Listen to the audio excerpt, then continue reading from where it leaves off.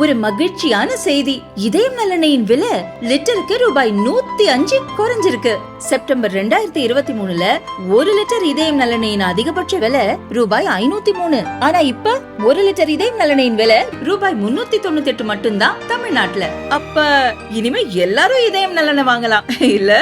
ஒன்றும் இயந்திரங்கள் இல்லை எனவும் நிலையான வேலை கலாச்சாரத்தை ஊக்குவிக்க வாரத்திற்கு 4 நாட்கள் வேலை என்ற முறை அவசியம் என்றும் காங்கிரஸ் எம்பி கார்த்தி சிதம்பரம் கருத்து தெரிவித்துள்ளார்.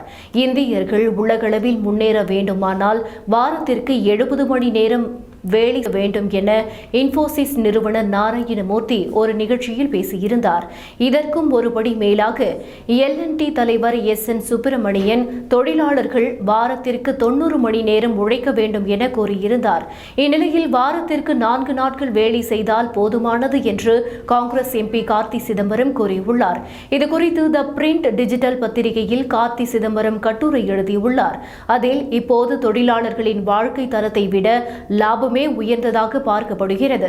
சமீபத்தில் இன்ஃபோசிஸ் நிறுவனர் நாராயணமூர்த்தி மற்றும் LNT தலைவர் SN சுப்பிரமணியன் தொழிலாளர்கள் அதிக நேரம் உழைக்க வேண்டும் என்று பேசியிருந்தார்கள்.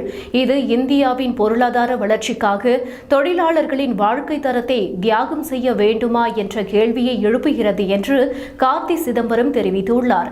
மேலும் அவர் கூறுகையில், வேலையின் தரம் என்பது அதிக வேலை நேரத்தை பொறுத்தது இல்லை. அதிக நேரம் வேலை செய்வது தொழிலாளர்களின் உடல் மற்றும் மனநலத்தை பாதிக்கும். இதனால் வேலையில் அவர்களின் திறனும் பாதிக்கப்படும். 2023ஆம் ஆண்டு வெளியிடப்பட்ட உலக மகிழ்ச்சி குறியீட்டில் மொத்தம் உள்ள 137 நாடுகளில் இந்தியா 126வது இடத்தில் இருக்கிறது. இது சமநிலையற்ற வேலை கலாச்சாரம் இருப்பதை காட்டுகிறது.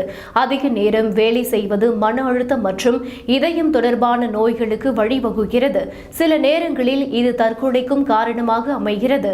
வேலை நேரம் குறித்தும் தொழிலாளர்கள் விடுப்பு எடுப்பது குறித்தும் இந்த காலத்திற்கு ஏற்றவாறு அரசு புதிய விதிகளை வகுக்க வேண்டும். வாரத்திற்கு 4 நாட்கள் வேலை செய்யும் முறை சென்ற ஆண்டு பிரான்ஸ் நாட்டில் அமலுக்கு வந்துவிட்டது.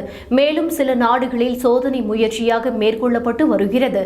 சமநிலையான வேலை கலாச்சாரத்தை உருவாக்க இந்த முறை உதவும் என்று கார்த்தி சிதம்பரம் கட்டுரையில் தெரிவித்துள்ளார்.